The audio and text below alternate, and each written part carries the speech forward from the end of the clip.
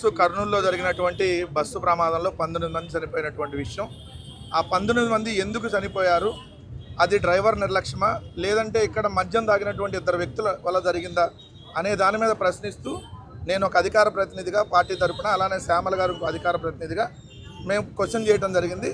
మాతో పాటు కొంతమంది యూట్యూబర్స్ వాళ్ళు కూడా క్వశ్చన్ చేశారు. దాన్ని యూట్యూబర్లు వాళ్ళందరూ కూడా దాన్ని ఇది మద్యం తాగారు, ఈ మద్యం బెల్ట్ షాపుల్లో కూడా దొరుకుతుంది, కేవలం రేణుకా ఎల్లమ్మ వైన్స్లోనే కాదు వాళ్ళు అర్ధరాత్రి టైంలో కూడా లక్ష్మీపురంలో ఉన్నటువంటి బెల్ట్ షాప్లో కొన్నారు అనేది ఏదైతే మేము మాట్లాడామో దానికి ఇది బెల్ట్ షాప్ మద్యం అని మీరు ఎలా చెప్తారు అనే దాని మీద మాకు నోటీసులు ఇవ్వడం జరిగింది. 3 రోజుల్లో విచారణకు రావాలని చెప్పి దాంట్లో క్లియర్గా నేను ఒక 5 వీడియోలు నా డిలీట్ చేయమని చెప్పి నిన్న ఎవరైతే పోలీసులు ఇక్కడ క్రైమ్ బ్రాంచ్ సిఐ రమేష్ గారు అనుకుంటా ఆయన మాకు నోటీసులు ఇవ్వడానికి వచ్చిన తర్వాత మీ 5 వీడియోలు ఉన్నాయి అవి డిలీట్ చేయాలని చెప్పారు.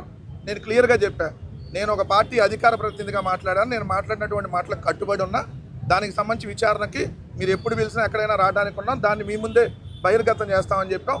సో దానికి సంబంధించి ఇప్పుడు వాళ్ళు వీడియోలు డిలీట్ చేయమన్నా ఎట్టి పరిస్థితిలో చేసేది లేదు. రెండో పాయింట్ ఇక్కడ మేజర్గా వచ్చేటప్పటికి బస్సు ప్రమాదం జరిగితే ఇప్పటివరకు బస్సు ఓనర్ని అరెస్ట్ చేయాల, ఓనర్ పేరు ఏందో తెలియదు అంటున్నారు. ఎంత దారుణమైనటువంటి ఎఫ్ఐఆర్ కట్టారంటే వి కావేరీ ట్రావెల్స్ ఫస్ట్ A1 వి కావేరీ ట్రావెల్స్ డ్రైవర్ అంట, A2 వి కావేరీ ట్రావెల్స్ ఓనర్ అంట. ఏం వాళ్ళకి పేరులు లేవా? అంత దారుణంగా ఉంది ఈరోజు రాష్ట్ర వ్యవస్థ.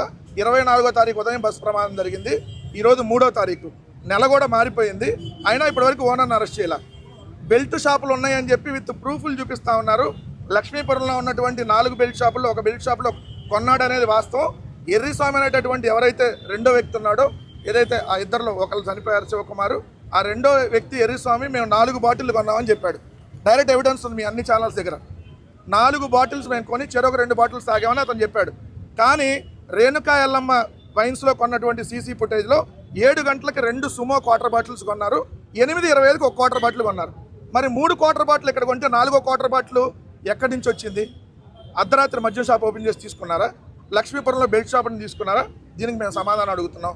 ఈ రాష్ట్రంలో విచ్చలవిడిగా బెల్ట్ షాపులు, నేను చెప్పట్లా, తెలుగుదేశం పార్టీకి సంబంధించి మీరు ఉత్తరాంధ్రని తీసుకుంటే ఏదైతే అక్కడ అచ్చెన్నాయుడు చెప్తున్నాడు ఇక్కడ పేకాట క్లబ్లు బెల్ట్ షాపులు ఉన్నాయని చెప్పి, ఇక్కడికి వస్తే ఇక్కడ మన ఈస్ట్ వెస్ట్ గోదావరికి వస్తే ఉప ముఖ్యమంత్రి పవన్ కళ్యాణ్ చెప్తున్నాడు ఇక్కడ పేకాట క్లబ్లు నడుస్తున్నాయని చెప్పి డిఎస్పీ జయసూర్య మీద డైరెక్ట్గా కంప్లైంట్ ఇచ్చినట్టు పరిస్థితి. ఇక్కడ గుంటూరు కృష్ణా జిల్లాలోకి వస్తే తెలుగుదేశం ఎమ్మెల్యే కొలికిపూడి శ్రీనివాసరావు గంజాయి అమ్ముతున్నాడు ఎంపీ, గంజాయి అమ్మిస్తున్నాడు ఎంపీ మనుషులు అని చెప్పి సాక్షాత్తు కేసులేని చిన్ని మీద మాట్లాడాడు. ఇటు వస్తే రాయలసీమలో మొన్న మీరు పేకాట క్లబ్లో అని చెప్పి సీఎం రమేష్ డైరెక్ట్గా లేఖ రాశాడు.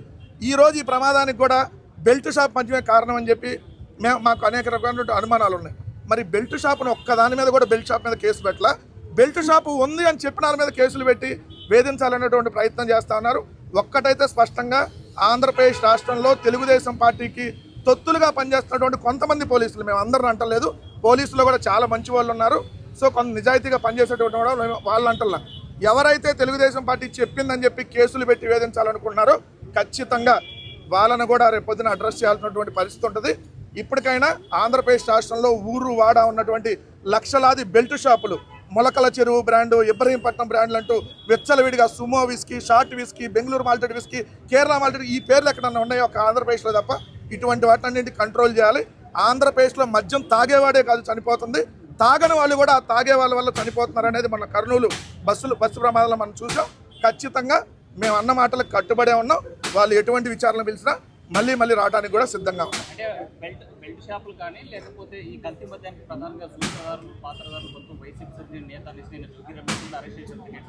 ఇప్పుడు నా వెనకాల చంద్రబాబు నాయుడు గారు ఉన్నారు, నేను చెప్తా అయిపోయిద్దా? ఆడెవడో జనార్దన్ రావు చెప్పాడు, లేదంటే ఇంకో ఉల్ఫా గారు చెప్పాడు, ఇంకో ఆల్ఫా గారు చెప్పాడు అంటే ఇప్పుడు నా వెనకాల చంద్రబాబు నాయుడు ఉన్నా అంటే చంద్రబాబు నాయుడు తీసుకెళ్ళి అరెస్ట్ చేస్తారా? నా వెనకాల లోకేష్ ఉన్నా అంటే తీసుకెళ్ళి అరెస్ట్ చేస్తారా? కనీసం సిగ్గు శరవండాలి ప్రభుత్వానికి. కడుపుకి అన్నం తినేవాడు ఎవడన్నా ఈ విధంగా మాట్లాడతాడు వాళ్ళు మాట్లాడినట్టు? సార్, వాళ్ళ ప్రభుత్వం, వాళ్ళ ఎమ్మెల్యేలు 164 మంది పైన వాళ్ళే, కింద వాళ్ళే, ఇంటెలిజెన్స్ వాళ్ళే మద్యానికి సంబంధించినటువంటిది ఫ్యాక్టరీలు నడుపుతూ ఉంటే అంత కళ్ళు కప్పి అంత కళ్ళుని కూడా చూడలేని స్థితిలో ఉంటుందా? సార్, వైఎస్ఆర్ కాంగ్రెస్ పార్టీ వాళ్ళు నోరు ఎత్తితేనే ట్విట్టర్లో ట్వీట్ పెడితే కేసులు పెడుతున్నారు, మాట్లాడితే కేసులు పెడుతున్నారు. అలాంటిది నకిలీ మద్యాన్ని తయారు చేయగలరా? మీరే చెప్పండి. మీరు జనరల్గా ఆలోచించండి. ఆడలేనమ్మ మధ్యలో ఓడిలాగా తీసుకొచ్చి అన్ని ప్రద్దెన్ని అంటే ఏదన్నా మంచి జరిగితేనేమో చంద్రబాబు నాయుడు గారు నేనే చేశాను అని చెప్పి దానికి క్రెడిట్లు వేసుకుంటాడు. జగన్ గారు చేస్తున్న మంచిది. ఏదన్నా చెడు వాళ్ళు చేస్తే తీసుకొచ్చి మా మీద ఎత్తినేస్తున్నారు. సో ఈ రాష్ట్రంలో కల్తీ మద్యం, నారా, నాటు, నకిలీ బ్రాండ్లు చంద్రబాబు నాయుడు గారి ఆధ్వర్యంలో నడుస్తున్నాయి. సో దానికి నిదర్శనమే మొన్న మొలకల చెరువు, ఇబ్రహీంపట్నం బ్రాండ్లు. జోగి రమేష్ గారిని కావాలని, ఎందుకంటే అప్పుడు చంద్రబాబు నాయుడు గారి ఇంటి దగ్గరికి నిరసన వ్యక్తం చేయడానికి వెళ్ళాడు కాబట్టి వాళ్ళ పత్రికలో రాశారు, మీరే చూడండి. జోగి రమేష్ అందుకని అప్పుడు వెళ్ళాడు కాబట్టి ఈరోజు ప్రాయశ్చిత్తం జరిగింది అంటున్నారు. అంటే ఏంది, వాళ్ళు పెట్టింది అక్రమ కేసునే కదా దానికి అర్థం. సో దాని గురించి పెద్ద లాజికల్గా మనం ఆలోచించాలి పర్లేదు. సో ఇవన్నీ అలవాటు అయిపోయినాయి మాకు. 16 నెలలుగా ఈ కేసులు అంటే మేము ఏదో పుట్టింటికో అత్తారింటికి వెళ్ళొచ్చినట్టుగా ఉంది మాకు కూడా.